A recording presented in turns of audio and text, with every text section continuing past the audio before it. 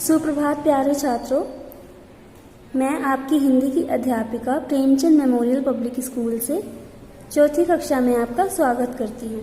बच्चों, आज हम आपकी हिंदी भाषा की पाठ्य पुस्तक आकांक्षा का पाठ 3 का शेष भाग पढ़ेंगे, जो पृष्ठ नंबर 17 पर है। अपनी हिंदी भाषा की पाठ्य पुस्तक निकालिए और पृष्ठ नंबर 17 पर आइए। पाठ 3 तमिल पर्व पोंगल। बच्चों, पिछली कक्षा में हमने तमिल पर्व पोंगल का आधा भाग पढ़ा था। आज हम शेष भाग पढ़ेंगे। पिछली कक्षा में हमने पढ़ा था कि गांव में कितना उत्साहित माहौल है, सभी लोग कितने उत्साहित हैं, हर्षोल्लास से भरपूर हैं, क्योंकि उस दिन पोंगल का पहला दिन था। तो सभी लोग बहुत खुश थे और सभी घर एकदम सुंदर सुंदर सजे हुए थे। और किस तरह बच्चे नदी पर अपने दादाजी के साथ इंद्र देवता को प्रणाम करने जाते हैं और किस प्रकार वे पोंगल का पहला दिन मनाते हैं। बच्चों, पिछली कक्षा में हमने पढ़ा था कि किस प्रकार सारे बच्चे पकवान की सुगंध से रसोई की तरफ जाते हैं और किस प्रकार स्वादिष्ट पकवानों को खाते हैं। और शोभनम अपनी दादी से कहता है कि क्या आपने गुड़ वाली खीर भी बनाई है क्या? तो उसकी दादी कहती हैं, आज तो नहीं बनाई, पर कल तेरे लिए जरूर बनाऊंगी। उसके बाद क्या हुआ, अब हम जानेंगे इस पाठ में आगे पढ़कर। बस फिर क्या था, हम सब ने खूब पेट भरकर पकवान खाए। शाम को गांव की चौपाल पर इकट्ठे होकर सभी स्त्री पुरुषों व बच्चों ने घेरा बनाया और आग के चारों ओर खूब नृत्य किया। सभी घरों के फालतू सामानों को इकट्ठा करके यह आग जलाई गई। जब सभी बच्चों ने खूब पेट भरकर पकवान खा लिए, शाम होने के बाद सभी स्त्री पुरुष और बच्चे चौपाल पर इकट्ठा हुए और वहां पर घेरा बनाया। घेरा बनाकर उन्होंने आग जलाई और आग के चारों ओर खूब नृत्य किया। नृत्य मतलब नाचना। सभी घरों के फालतू सामानों को इकट्ठा करके आग जलाई गई। जिस आग के चारों ओर सभी नाच रहे थे, वह आग घर के फालतू सामानों को एकत्र करके जलाई गई थी। रात में सब, पृष्ठ नंबर 18 पर आइए, थक हार कर सो गए। तब मैं भी माँ की गोद में दुबक कर कहानी सुनते सुनते सो गया। भोर होते ही चिड़ियों की चहचहाहट सुनकर जब उन्नीदी आंखों से मैं आंगन में आया तो ज्वार के ताज़े बीज आंगन में बिखरे पड़े थे। जब रात हुई तो सब थक हार कर सो गए। थक हार का अर्थ है थकान से भरपूर। तब वह बच्चा भी माँ की गोद में दुबक कर कहानी सुनते सुनते सो गया। भोर का अर्थ है सुबह। सुबह होते ही चिड़ियों की आवाज़ सुनकर उन्नीदी आंखों से बच्चा आंगन में आया। उन्नीदी का अर्थ है नींद से भरी आंखें। ओके। तब उसने क्या देखा? उसने देखा कि ज्वार के ताजे बीज आंगन में बिखरे पड़े हैं। यह क्या है दादाजी? ताजे बीज। आज सूर्य पोंगल है। आज सूर्य देवता की पूजा होगी, क्योंकि हमारी फसलों को सूर्य देवता ऊष्मा और ऊर्जा देते हैं। आज के दिन खेतों में बीज बोए जाएंगे, इससे नया धान पैदा होगा। आज तुम्हारी माँ कांसे के बर्तन में नए चावल, ज्वार, दूध और मक्खन से स्वादिष्ट खीर तैयार करेंगी। यह खीर पहले सूर्य देवता को चढ़ाएंगे, फिर हम सब मिलकर खाएंगे और फिर अपने सभी रिश्तेदारों और मित्रों के घर मिठाई बांटने तथा पोंगल की बधाई देने चलेंगे। जब बच्चा आंगन में ज्वार के ताज़े बीज बिखरे हुए देखता है, तब वह दादाजी से पूछता है कि दादाजी यह क्या है? तब दादाजी उसके प्रश्न का उत्तर देते हुए कहते हैं, ये ज्वार के ताज़े बीज हैं। आज सूर्य पोंगल है। आज सूर्य देवता की पूजा होगी, क्योंकि सूर्य देवता हमारी फसलों को ऊष्मा और ऊर्जा देते हैं। ऊष्मा अर्थात गर्मी। आज के दिन खेतों में बीज बोए जाएंगे, जिससे नया धान पैदा होगा।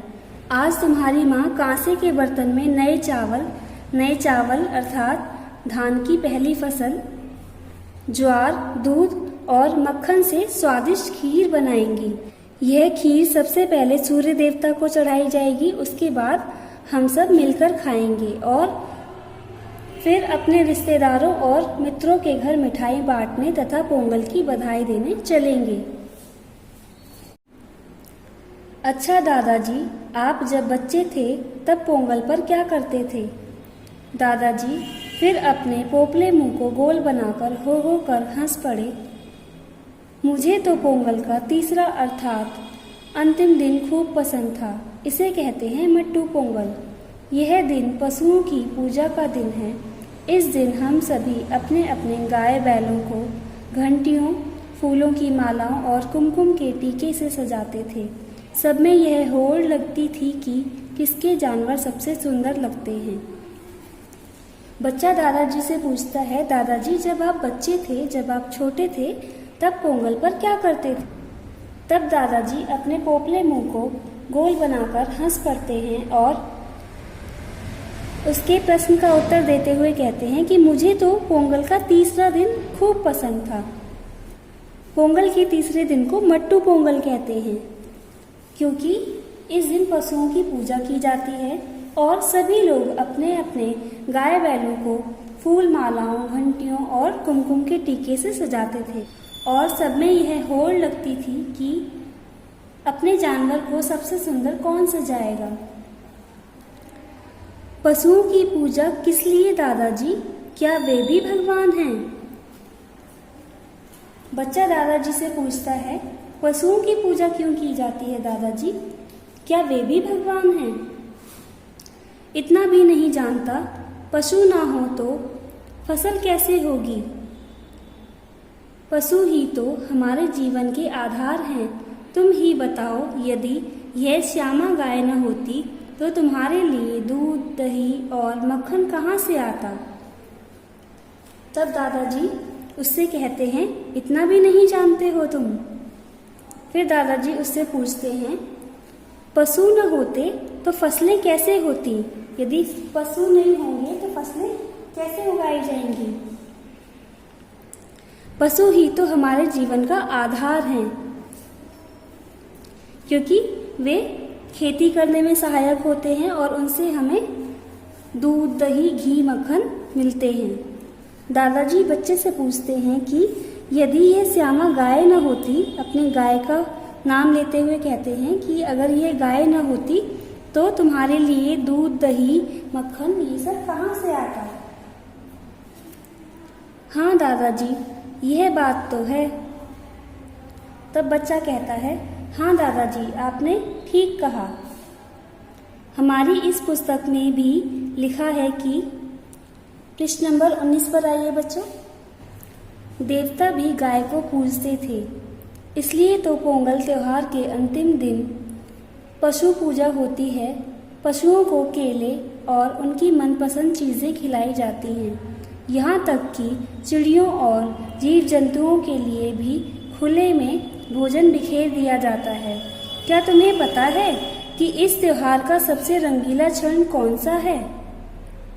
तब दादाजी कहते हैं, हमारी पुस्तक में भी लिखा है कि देवता भी गाय को पूजते थे, इसलिए तो पोंगल के अंतिम दिन अर्थात तीसरे दिन पशु पूजा होती है। पशुओं की पूजा की जाती है और पशुओं को उनके मनपसंद चीज़ें खिलाई जाती हैं और केले खिलाए जाते हैं।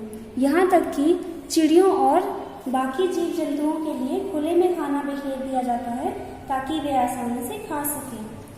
फिर दादाजी बच्चे से पूछते हैं, क्या तुमको पता है कि इस त्योहार का सबसे रंगीला पल कौन सा है?